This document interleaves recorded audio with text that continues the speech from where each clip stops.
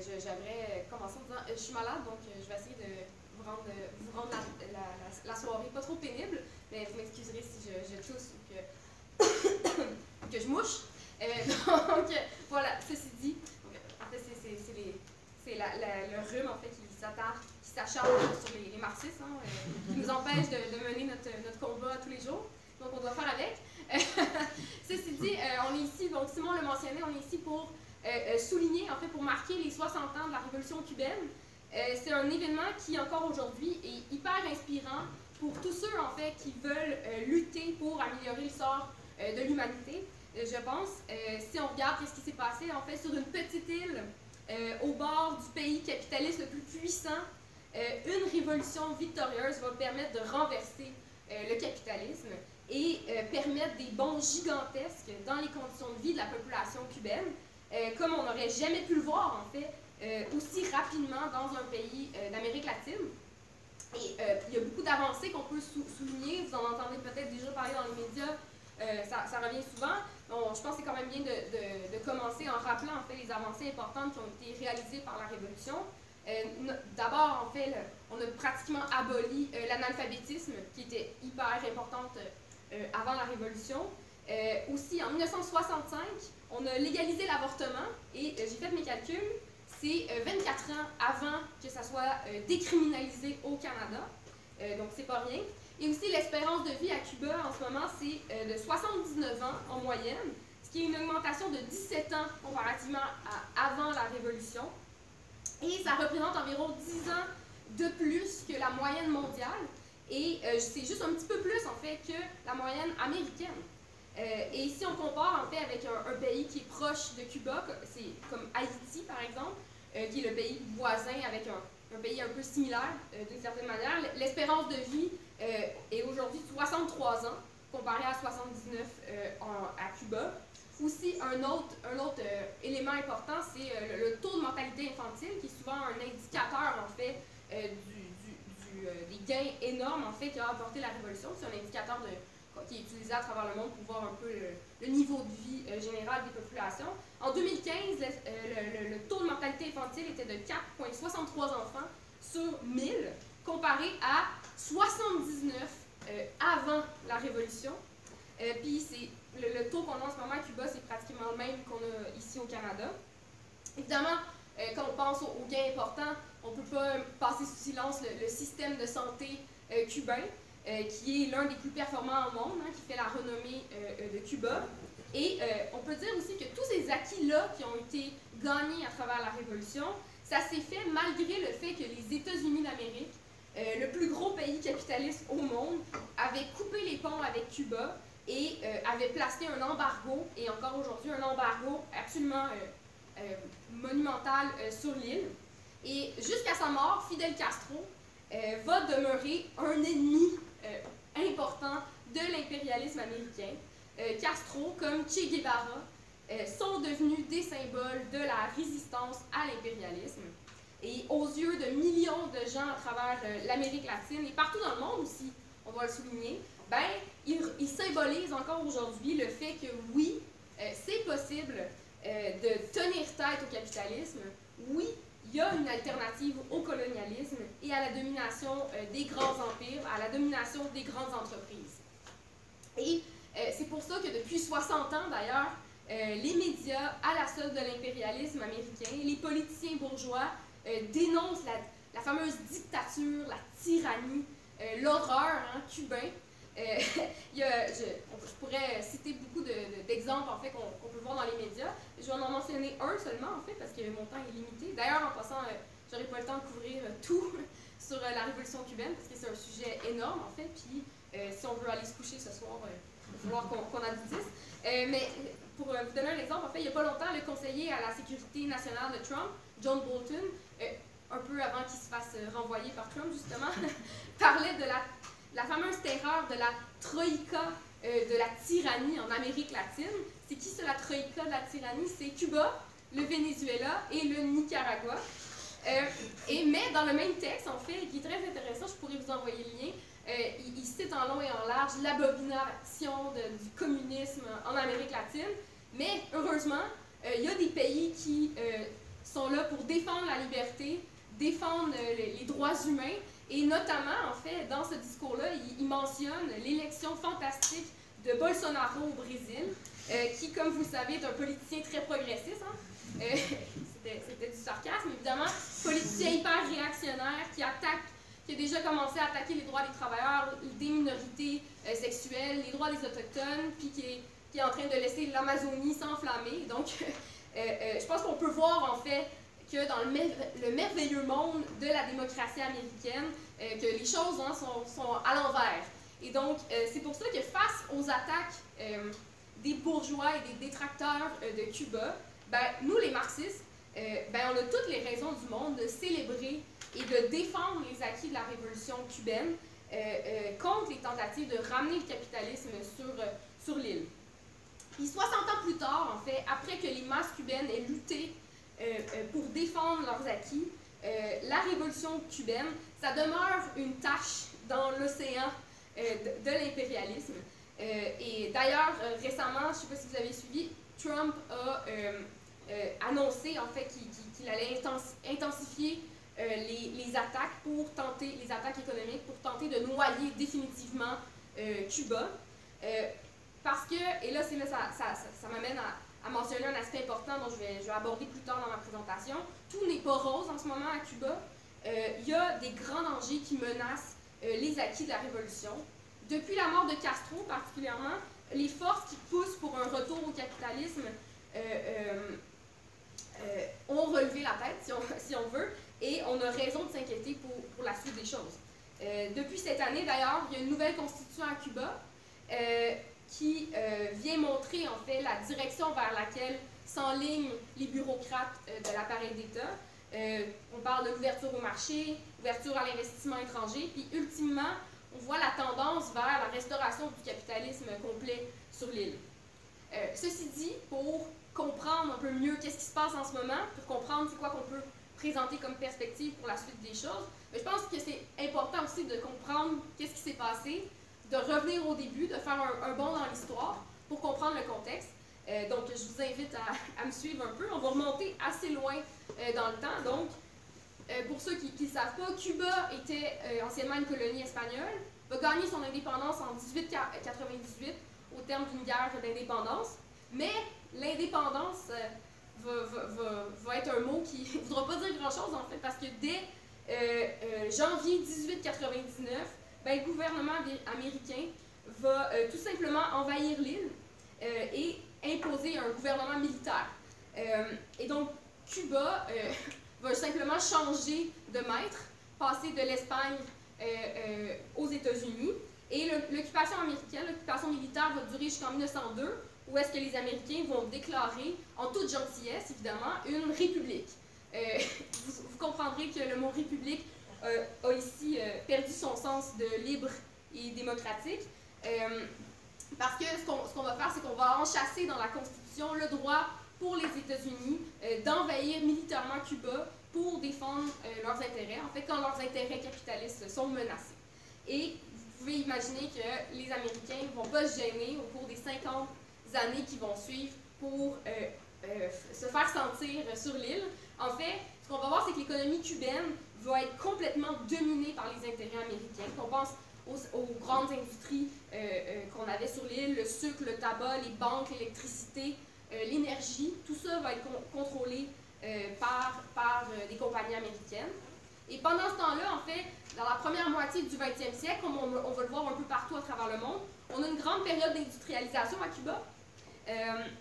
Donc, ce qu'on va voir, c'est que la classe ouvrière, la classe des travailleurs et travailleuses, va grossir, va prendre de l'ampleur et va aussi prendre de plus en plus conscience de ses mauvaises conditions, de plus en plus conscience de son rôle, en fait, dans l'économie, puis ultimement, va prendre de plus en plus conscience de sa force et son potentiel, en fait, dans la société.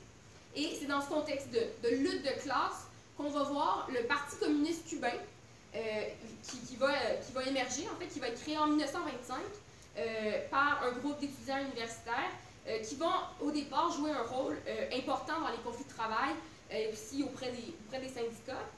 Dans les années 30, on va voir une série de grèves sur l'île qui vont participer à faire croître le Parti communiste.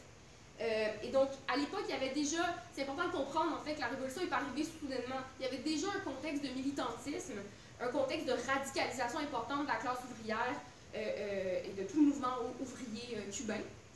Ceci dit, et là c'est important de le mentionner, le Parti communiste ne pourra pas jouer un rôle révolutionnaire dans le processus. Pourquoi? Ben, il faut comprendre le contexte mondial. Depuis les années 30, ou même avant ça un peu, l'URSS est entrée dans un important processus de dégénérescence bureaucratique sous la direction de Staline, et processus qui vient rompre complètement avec les véritables principes marxistes défendus par Lénine et Trotsky pendant la Révolution russe. Et donc, ce processus de dégénérescence bureaucratique, on parle ici là, de limitations importantes à la démocratie, des purges, les fameux goulags et tout ça.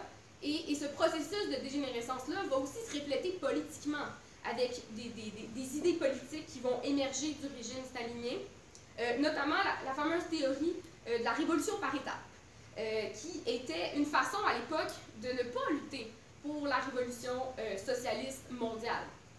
Et cette théorie-là, c'était l'idée en fait que dans les pays arriérés économiquement comme Cuba, par exemple, ben, il fallait faire deux révolutions.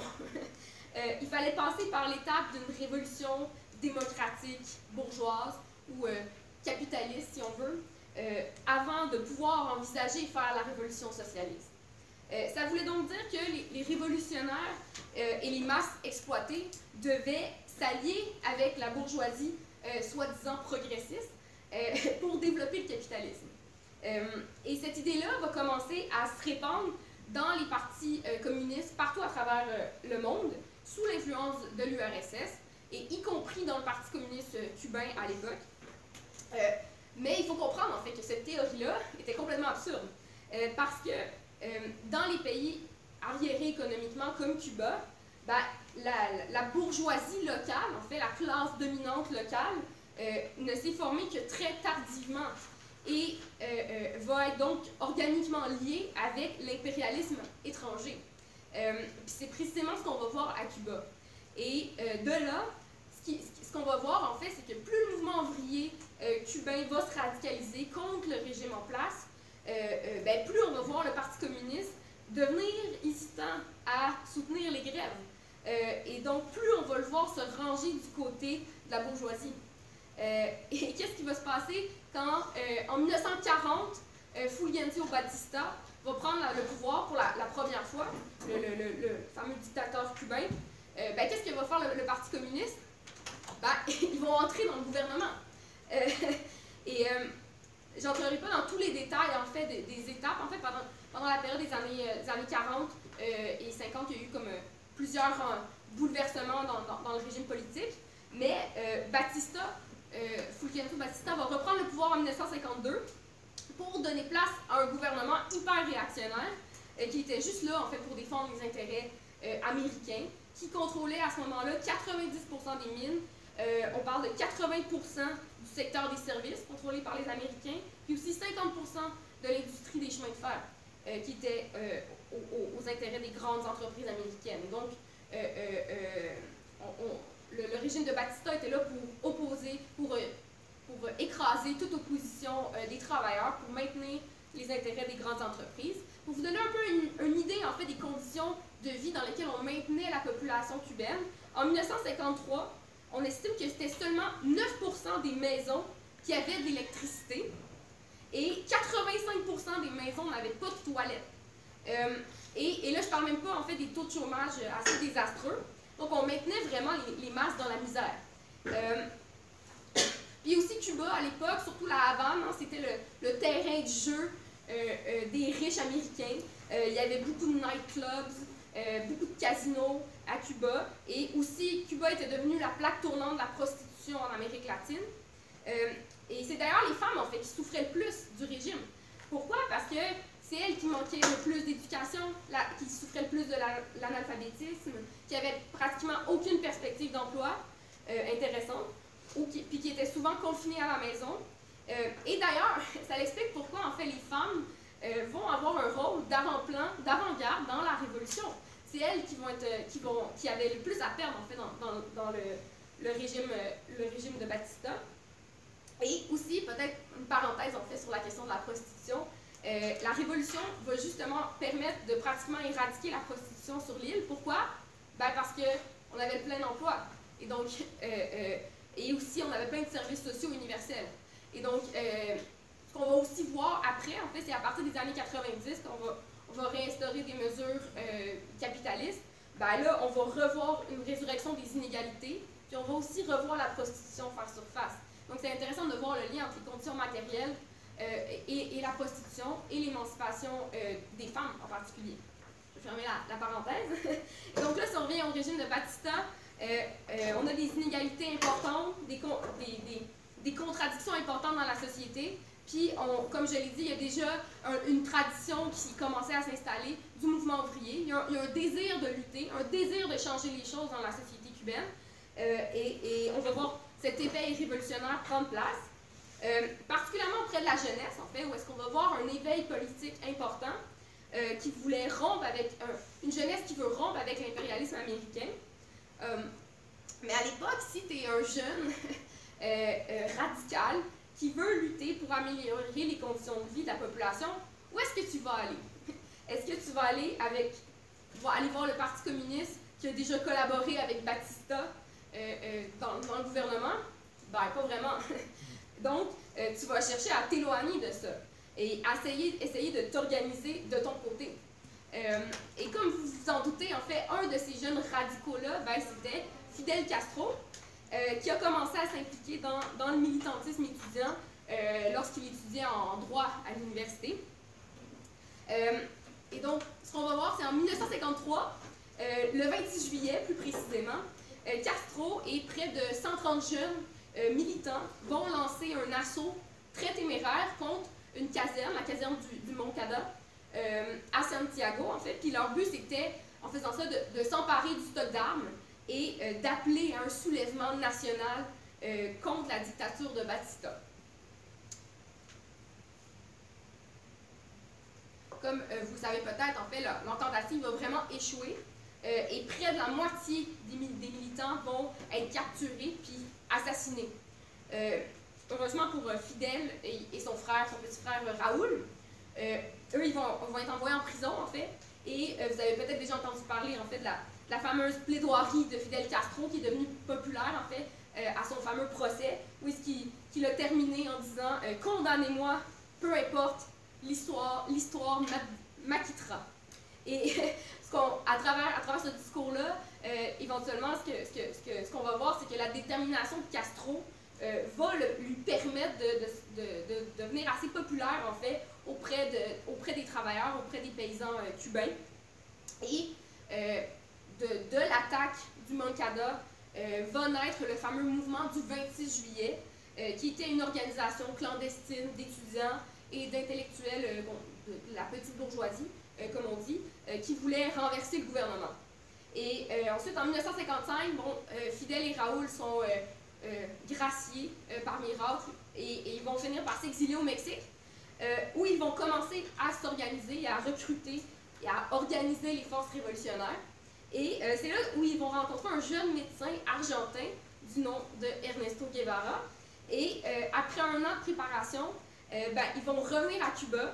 Et plus précisément, ils vont revenir dans les montagnes de la Sierra Maestra, qui est dans l'est du pays, d'où ils vont lancer leur fameuse campagne insurrectionnelle. La question qu'on peut se poser, c'est pourquoi aller dans les montagnes plutôt que mener leur campagne dans les grandes villes? Il faut comprendre à l'époque que Castro, comme le Che, voyait en fait que la paysannerie, qui était très nombreuse, quand même assez nombreuse à Cuba, ils voyaient que c'était la force motrice en fait pour eux dans la révolution.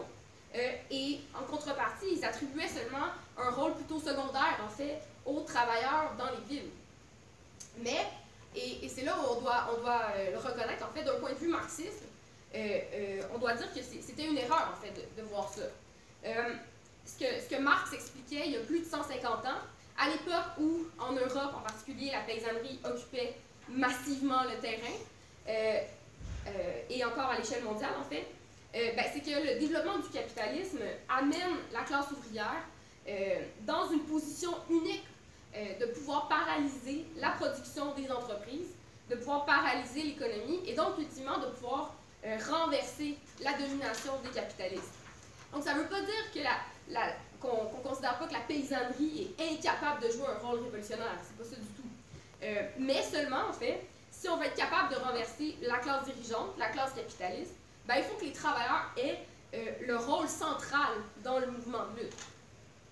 Mais les leaders du mouvement du 26 juillet ne voyaient pas ça, en fait. Et ils ont donc plutôt commencé à préparer une guerre de guérilla dans les montagnes et la campagne pendant 3 ans, en fait. Donc, de 56 à la prise du pouvoir en 59. Mais, ultimement, en fait, c'est seulement quand les travailleurs des villes sont entrés en action en soutien au mouvement qui va avoir commencé dans les montagnes, que là, l'armée de guérilla va être capable de faire des gains substantiels. Et d'ailleurs, on oublie souvent, quand on parle de la révolution cubaine, le rôle du mouvement ouvrier qui, comme je l'ai dit plus tôt, avait déjà une tradition de militantisme important, puis qui va être d'ailleurs très très vivant, en fait, dans le feu de la révolution. Donc là, si je reviens, on est en 56, 57, 58. Le régime de Batista tient vraiment par un fil, en fait. Pourquoi? Parce qu'il n'y a pas aucun appui populaire. Et comme on le voit souvent dans un contexte de révolution, dans un contexte pré-révolutionnaire, il y avait déjà des désertions dans l'armée qui commençaient à se faire sentir. Et ce qui va mener Batista à devoir fuir le pays le 31 décembre 1958. Et à ce moment-là, pour pas que les Américains envahissent l'île, parce que c'était ce qui est en train de se préparer, et qu'ils finissent par mettre un autre pantin à la place de Batista, ben, aux horreurs du 1er janvier 1959, Castro va en appeler en fait aux travailleurs des villes à venir à occuper les usines, occuper les lieux de travail, puis à faire une grève générale. Et les masses vont répondre à l'appel, et ça va être le moment décisif en fait dans la révolution qui va complètement paralyser la société, paralyser l'appareil d'État, et ben, l'armée révolutionnaire va pouvoir prendre le pouvoir. Et c'est important de mentionner, en fait, là c'est juste le début de la révolution, donc là on va entrer plus dans qu'est-ce qui va être accompli par la suite. C'est important de mentionner qu'au début, en fait, Castro ne voulait pas mettre de l'avant une perspective socialiste, communiste. Il n'y avait pas l'intention de nationaliser toutes les grandes entreprises. D'ailleurs, en mai 1959, Castro va dire, et là je cite, « Notre révolution n'est ni capitaliste ni communiste. » Et il va ajouter, « Cette révolution n'est ni rouge ni vert, elle est vert-olive. » Et aussi, à peu près au même moment, il va même aller visiter le président Nixon aux États-Unis, où il va dire « Nous ne sommes pas communistes. Les portes sont ouvertes à l'investissement privé. » Et d'ailleurs, en fait, le premier gouvernement cubain va refléter un peu cette mentalité-là, parce que ça va être un gouvernement de coalition qui va impliquer des éléments conservateurs, anticommunistes, des éléments bourgeois dans le gouvernement. Il faut comprendre que Castro avait encore et la majorité en fait des révolutionnaires à l'époque avaient encore des illusions dans la possibilité que la bourgeoisie cubaine puisse avoir un rôle progressif dans le développement de la société. Mais qu'est-ce qui s'est passé? C'est que la force des événements va amener Cuba à devoir dépasser les limites du capitalisme. Pourquoi?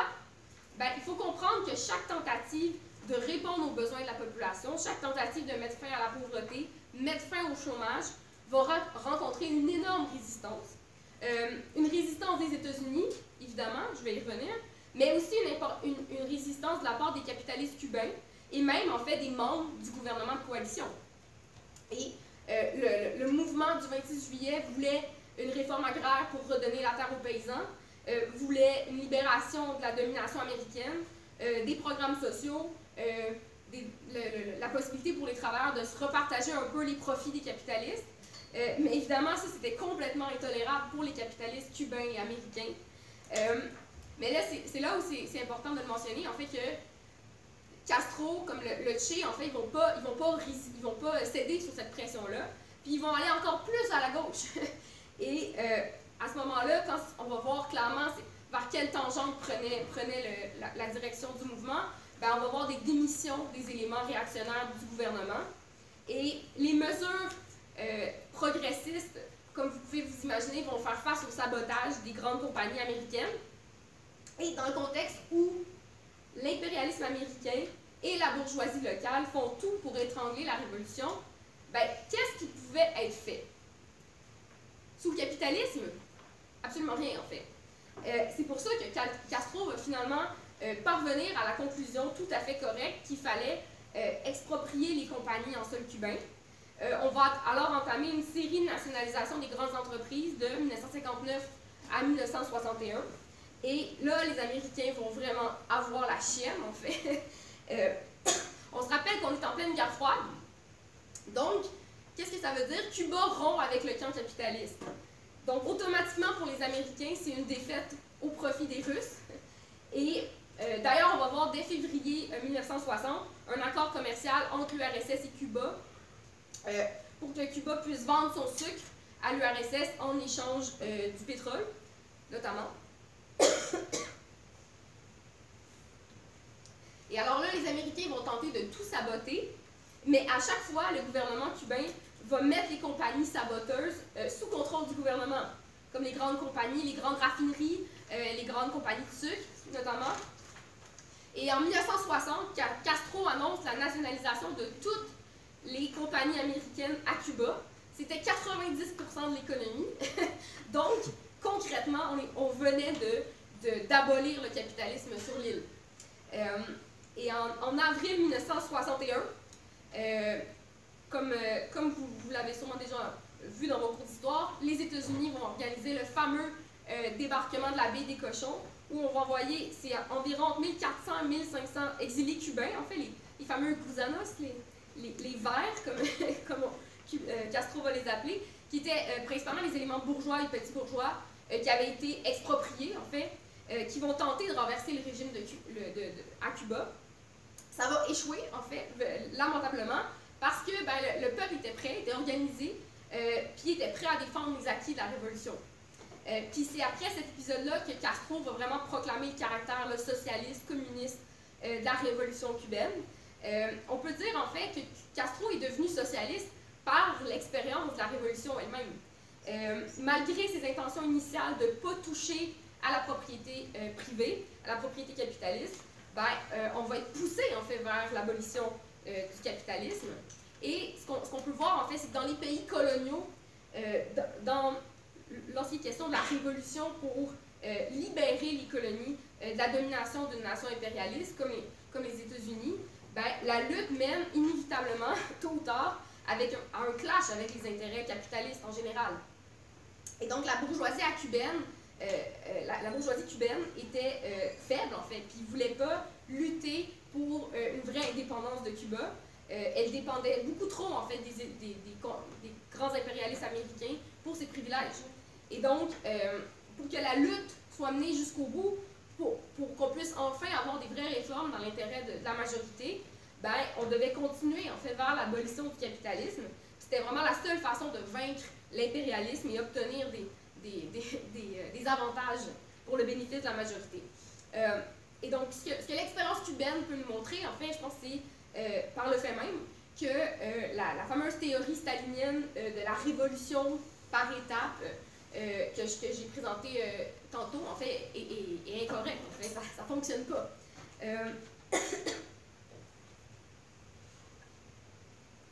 Donc, maintenant qu'on a parlé du début de la révolution, on avance dans le temps un peu. Les 10 premières années, en fait, de la révolution cubaine, ça va être une période un peu de fleurissement politique à Cuba. Che, Castro et le leadership de la révolution sont pas devenus communistes en ayant été à l'école moscovite du communisme sous la bureaucratie de l'URSS. Non, ils sont devenus socialistes par leur propre expérience. Et donc, contrairement à d'autres révolutions qu'on a connues, comme la Chine, par exemple, ils n'ont jamais été vraiment en contact avec le stalinisme. Et donc, ils n'étaient pas du tout soumis au joug de l'URSS au départ. Puis ça se voit notamment par le fait que le département de philosophie de l'Université de la Havane, ça c'est intéressant, il rejetait les manuels soviétiques sur le marxisme-léninisme parce que c'était trop dogmatique, trop stérile, ce qui était absolument le cas. Et en même temps, on va voir des étudiants aussi à l'université commencer publié une revue, Pensée critique, en fait, où est-ce qu'on débattait ouvertement des idées marxistes, des perspectives pour la révolution. Donc, il y avait un fleurissement idéologique à l'époque. Et d'ailleurs, la bureaucratie russe était plutôt sceptique envers Cuba au départ, en fait, parce que il y avait peur de l'exemple que ça pourrait donner. Hein. Si on a une vraie révolution qui finit par fonctionner, peut-être que ça va donner un mauvais exemple pour les gens dans notre pays, que peut-être qu'il se passe de quoi de pas correct chez nous. Donc, il y avait tout ce contexte-là, en fait. Mais éventuellement, l'URSS va mettre la main sur Cuba. En 1971, l'URSS envoie des diplomates, des intellectuels, des économistes. Ils vont finir par russifier Cuba d'une certaine manière. D'ailleurs, le russe va finir par dépasser l'anglais comme langue, deuxième langue plus parlée au pays. Donc l'État cubain va se bureaucratiser, le pouvoir va se centraliser à l'image de l'État très bureaucratique en URSS. Ça va avoir comme conséquence de quoi? De fermer le département de philosophie de l'Université de la Havane et le journal Pensée critique dont je viens de parler. Donc ça va être fini en fait la période de la pensée critique. Il fallait se plier à genoux devant la domination soviétique. Et en général, la période de 1971 à 1976, on décrit ces années-là comme les années grises de la révolution cubaine. C'était une période de censure politique, de persécution des artistes et aussi, important, persécution des homosexuels à Cuba. Mais là, la question qu'on peut se poser en regardant ça, en fait, c'est pourquoi est-ce que Cuba a fini par suivre le modèle russe?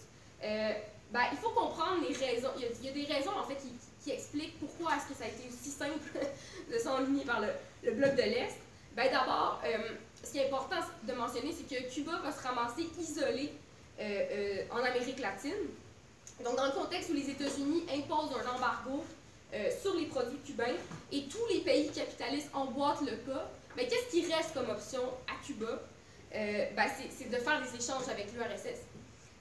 Et les bénéfices économiques de cet échange-là vont finir par avoir une conséquence, en fait. Ça va finir par amener le Cuba sous le joug, pas seulement économique, mais le joug politique de l'URSS. Et à l'époque, la politique stalinienne, c'était celle de la fameuse coexistence pacifique avec l'Occident capitaliste. Et donc l'idée au fond, c'était que les pays socialistes, dits socialistes ou dits communistes, et les pays capitalistes pouvaient se côtoyer sans aucun problème, en fait. On peut dire que c'était une négation de la lutte des classes à l'échelle internationale. Ça voulait aussi dire que les partis communistes du monde entier, qui étaient complètement soumis aux politiques de l'URSS, ne devaient pas vraiment se battre pour la révolution socialiste dans leur pays. Du moins, il fallait qu'ils prennent leur temps. Puis peu à peu, on va voir que ça va finir par mettre la pression sur Castro même, qui va finir par s'éloigner de la lutte pour étendre la révolution à l'échelle de l'Amérique latine. Il va même éventuellement suggérer à Allende au Chili, aussi à Ortega au Nicaragua et même à Chavez plus tard au Venezuela de prenez votre temps, allez pas trop loin avec la révolution, il faut faire attention quand on veut, faut pas renverser le capitalisme trop vite. Ceci dit, et là c'est important de le mentionner, faut souligner le rôle de Che Guevara, en fait, qui était un honnête révolutionnaire internationaliste qui va tâcher jusqu'à la fin de sa vie de répandre la révolution en Amérique latine et aussi en Afrique. Il faut toutefois souligner en fait que Che Guevara se basait sur le modèle de la guerre de guérilla et ça va finir par donner un échec complet en dehors de Cuba. Pourquoi? Parce qu'il faut comprendre que les succès cubains vont amener le Che à croire que tout ce que ça prenait, en fait, c'était un groupe de révolutionnaires pour aller insuffler la révolution et non pas un mouvement de masse de la classe ouvrière dans les villes. Puis, ultimement, à travers ce processus-là, Che Guevara va être assassiné en 1967 par un coup monté par la CIA, le gouvernement américain, en Bolivie, en train d'essayer d'étendre la révolution en Amérique latine. Donc, ce qui va se passer, c'est qu'à la fin des années 60, là, il n'y aura plus vraiment de perspective, en fait. Ça va être fini, si on veut, toutes les perspectives de pouvoir étendre la révolution. Ça va avoir échoué, en fait, cette perspective-là, cette tentative-là d'étendre la révolution en Amérique latine. Et donc là, à ce moment-là, Cuba est vraiment isolé. et il va finir par être vraiment facilement intégré au bloc de l'Est. Mais un autre aspect qui va favoriser l'intégration au bloc de l'Est de Cuba, c'est le manque inhérent de démocratie à Cuba. Et je vais m'expliquer en fait. Il faut comprendre que la révolution a été menée d'abord et avant tout, l'élément actif principal, en fait, ça a été la guerre de guérilla menée par un petit groupe. Et même si les masses cubaines soutenaient la révolution, ben, la classe ouvrière n'était pas directement impliquée dans la révolution. Elle n'avait pas construit ses organes révolutionnaires démocratiques, comme on l'avait vu en Russie en 1917 avec la création des soviets, qui étaient les organes de démocratie, les organes directs révolutionnaires de la classe ouvrière et de la paysannerie. Mais on n'avait pas ça à Cuba. Et donc, dès le départ, ce qui va se passer, c'est que la révolution va prendre de facto un caractère bureaucratique. Les travailleurs n'avaient pas été impliqués dans la révolution, donc ils vont se ramasser à ne pas être impliqués dans les décisions qui vont être prises dans le processus révolutionnaire. Et donc, il n'y a jamais eu de véritable démocratie ouvrière partant des lieux de travail, dans les assemblées locales et tout ça, à Cuba. Et donc, on avait une économie planifiée qui a remplacé l'anarchie du marché capitaliste. Mais cette économie-là était planifiée bureaucratiquement, sans contrôle par la base. Et donc, on peut comprendre comment ça va être plutôt facile après ça, pour l'État cubain, de se modeler, si on veut, au modèle russe d'un État à parti unique, avec une concentration du pouvoir. Ceci dit, l'aide russe va être très, très, très précieuse, en fait, pour l'économie cubaine pendant une longue période. Et donc, l'URSS va acheter le sucre cubain, le sucre cubain, au-dessous du prix du marché mondial, et en contrepartie, on va vendre les marchandises en dessous du prix du marché mondial. Donc, on va pouvoir faire des échanges qui vont être assez bénéfiques pendant une certaine période. Mais comme vous le savez, à la fin des années 80, début des années 90, c'est la chute de l'Union soviétique et le retour au capitalisme dans l'Union soviétique. Et donc, à ce moment-là, c'est quoi les perspectives pour Cuba? Castro va pousser, en fait, pour qu'on résiste au retour au capitalisme à Cuba, malgré l'accentuation des pressions économiques américaines.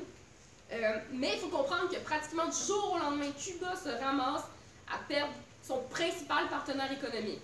Et donc, pour illustrer ça, disons qu'à l'époque, c'était 63% de la nourriture qui provenait de l'URSS et 80% des échanges cubains étaient avec le bloc de l'Est. Et donc, tout ça disparaît pratiquement en claquant des doigts. Et donc, ce que ça signifie concrètement dans la vie réelle des Cubains, c'est un manque de nourriture, un manque de médicaments, un manque d'électricité même, une destruction du système de transport et tout ça. Et donc, les années 90 vont être appelées la fameuse période spéciale, en fait, où est-ce que ça va être une période d'austérité forcée pour les travailleurs cubains. Donc, les gens vont faire des sacrifices immenses, ils vont accepter des privations, du rationnement, le manque d'électricité et tout ça. Pourquoi? On peut expliquer ça par le fait que les Cubains, dont une grande partie de la population avaient encore des douloureux souvenirs de la dictature de Batista, ils savaient que c'était quoi, en fait, être dominé par l'impérialisme, le capitalisme, puis ils ne voulaient pas revenir à ça. Et donc, mais évidemment, dans des conditions difficiles, comme à l'époque, le peuple cubain préférait des privations que le retour au capitalisme. Puis, ultimement, c'est ce qui a fait en sorte qu'on a sauvé la révolution dans les années 90.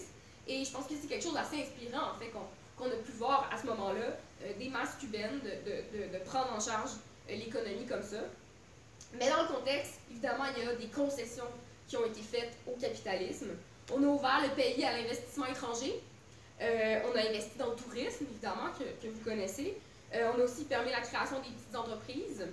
Et c'est là où je pense que c'est important de dire que c'est impossible, ultimement, de construire une société socialiste dans un seul pays. Le socialisme implique, à un certain point, nécessairement une participation de plusieurs pays avec un certain niveau de développement de la production pour commencer, en fait, et pour construire une solide économie planifiée démocratiquement par les travailleurs, qui ne soit pas basé sur le rationnement d'abord et avant tout. Et donc, on peut comprendre que Cuba, laissée à elle-même devant le marché mondial, a dû faire des concessions parce qu'elle ne pouvait pas construire le socialisme de manière isolée sur son île. Et Cuba avait une économie très faible, en fait, pas énormément de ressources, mais à un certain point, donc était dépendante du marché économique mondial.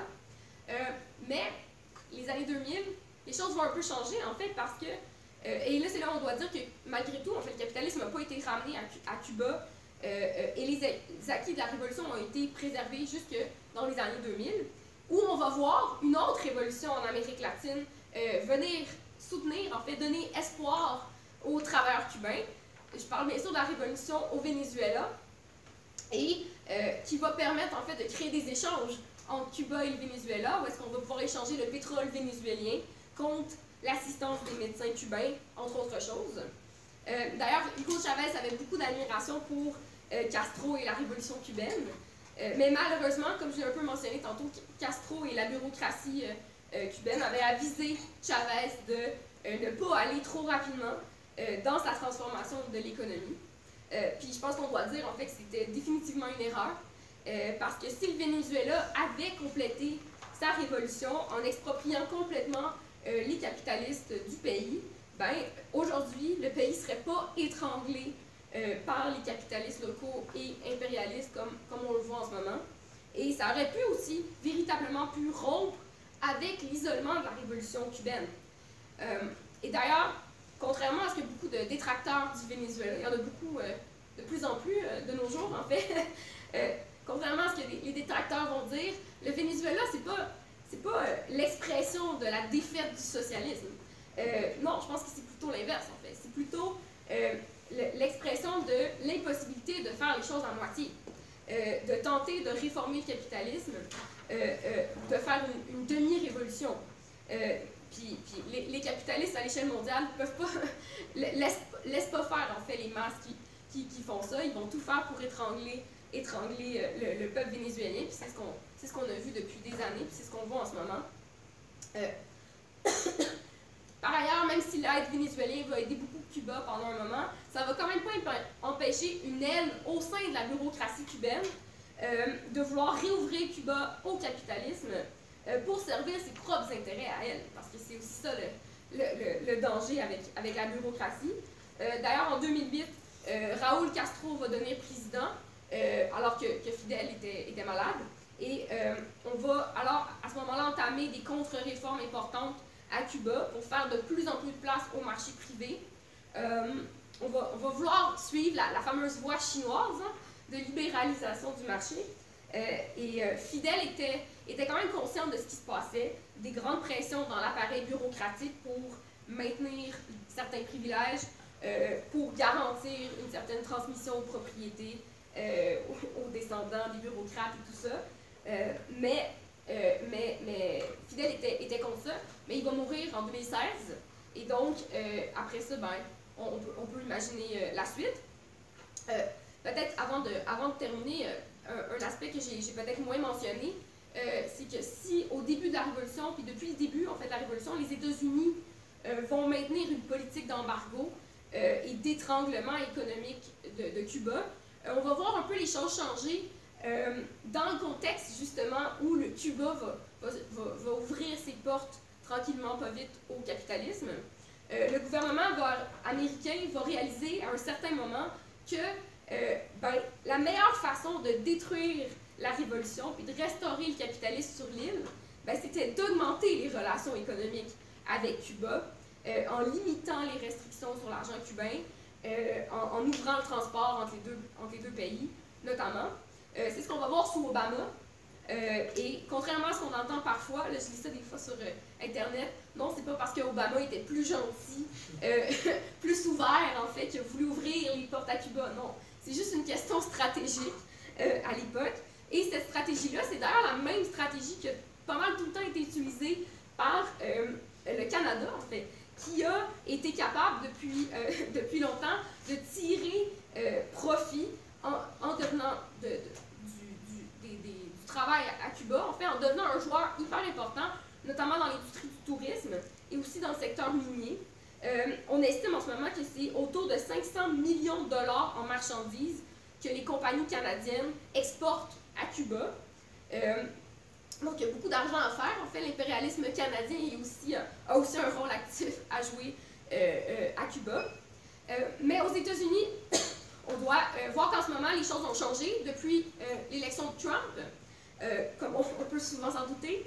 On voit un renversement de cette approche-là d'ouverture, en fait, alors que Trump a annoncé un embargo encore plus vicieux sur les produits cubains, avec différentes façons de mettre de la pression économique.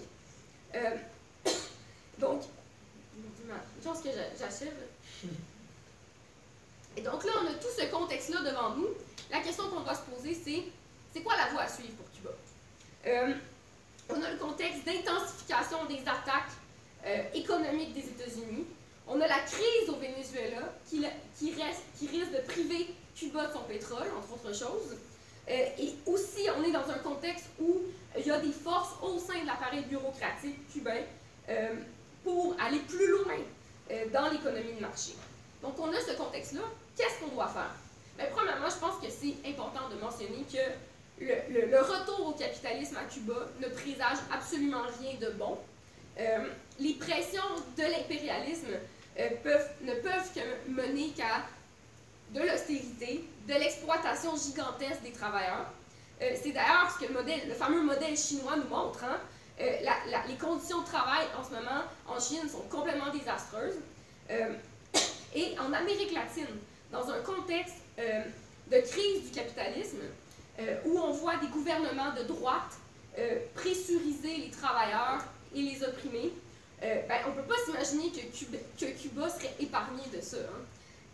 Et d'ailleurs, quand on pense aux révolutions en Amérique latine, on a un exemple, en fait, le Nicaragua, où au Nicaragua, on a eu une révolution qui a permis, en fait, d'énormes avancées dans les conditions de vie, d'énormes réformes, mais qui n'a jamais vraiment abouti, enfin, on n'a jamais renversé le capitalisme. Ultimement, tôt ou tard, en fait, la marche du capitalisme a ramené le pays, a ramené le Nicaragua à l'état aussi désastreux qu'il était avant sa fameuse révolution. Et aujourd'hui, le Nicaragua, c'est le deuxième pays le plus pauvre en Amérique, pas en Amérique latine, en Amérique point, juste après Haïti. Évidemment, Cuba, c'est pas le Nicaragua, mais je pense que ça montre un peu le contexte, des pays latino-américains dans le contexte de l'impérialisme mondial. Et donc, puis ça montre le danger, en fait, qui se présage pour la restauration du capitalisme sur l'île. Et déjà, en ce moment, on a ouvert les portes au marché, puis il y a déjà des inégalités importantes entre les Cubains qui se font voir. Et donc, face à la tendance au sein de la bureaucratie de retourner au capitalisme, je pense que ce qu'on doit d'abord mettre de l'avant, ce qui est d'abord nécessaire, c'est que les travailleurs cubains puissent enfin s'approprier l'économie et s'approprient la politique cubaine. Et qu'ils tassent, en fait, cette bureaucratie-là, qui travaille seulement dans ses intérêts et qui, j'allais dire, gère l'économie, mais on peut aussi dire mal gère l'économie. Parce que il faut comprendre que la bureaucratie ne peut pas gérer une économie de la même manière que lorsque ce sont les travailleurs à la base, dans les lieux de travail, qui contrôlent les leviers de l'économie. L'économie planifiée a absolument besoin de démocratie pour que les bonnes décisions soient prises dans l'intérêt des travailleurs et pour faire avancer la production dans l'intérêt de la société. Et la mauvaise gestion et la corruption aussi, en ce moment, ça amène et ça peut continuer à amener une démoralisation importante chez les masses, en fait, chez les travailleurs cubains. Et qu'est-ce que la démoralisation peut faire? Éventuellement, c'est que ça peut amener beaucoup plus facilement la bureaucratie à faire passer ces mesures capitalistes, parce que, de toute façon, la situation ne pourrait pas être pire. Donc, il y a ce danger-là qui se présente en ce moment, mais ce qui est important de mentionner, c'est qu'à Cuba, il y a encore une volonté populaire de lutter pour défendre la révolution. On l'a vu un peu il y a eu le gros processus de discussion, en fait, démocratique, qui a voulu s'instaurer autour des discussions pour la nouvelle constitution cette année. Discussion démocratique, mais ultimement, c'est la bureaucratie qui a fini par prendre les décisions. Mais malgré tout, on a vu, en fait, une volonté à la base chez les travailleurs cubains de participer activement pour faire avancer, en fait, la société. Et puis ils l'ont montré aussi à plusieurs occasions, en fait, cette volonté de lutter. Et je pense qu'il n'y a pas de doute que si les travailleurs parvenaient à s'approprier les leviers de l'économie via des comités d'usine, via des comités locaux, en fait, qu'ils vont mener la révolution à bon terme, en fait, qu'ils vont mener la révolution vers la voie du socialisme. Et une reprise, en fait, cette réappropriation-là révolutionnaire par les masses cubaines, en fait, je pense que ça pourrait aussi être l'étincelle d'un mouvement plus large en Amérique latine. À commencer par le Venezuela, ça pourrait être la recrudescence d'un mouvement véritablement révolutionnaire un peu partout. Donc je pense que ça peut aussi être hyper inspirant, en fait, pour le reste de l'Amérique latine. Ceci dit, comme je l'ai mentionné un peu dans ma présentation tout au long, ben, Cuba ne peut pas construire à elle seule le socialisme. Et le futur de la révolution cubaine est inévitablement lié, en fait, d'abord et avant tout à la possibilité de construire une révolution dans le reste de l'Amérique latine et ultimement dans le reste de l'Amérique aussi. Et je pense qu'au Canada, on a aussi un rôle à jouer là-dedans. On n'est pas juste là pour observer passivement ce qui se passe à Cuba ou au Venezuela, puis rester là, puis juste observer, en fait. On a un rôle à jouer, en fait. Parce que le meilleur exemple de solidarité qu'on puisse démontrer, en fait, le meilleur exemple qu'on puisse montrer pour soutenir, pour célébrer les 60 ans de la Révolution cubaine, ben, je pense que c'est aussi de nous ici, dès maintenant, travailler à construire les forces révolutionnaires qui vont pouvoir renverser les forces de l'impérialisme canadien, les forces du capitalisme, puis éventuellement étendre la révolution en Amérique et dans le monde. Donc là, je vais m'arrêter parce que ma voix est plus capable, donc merci.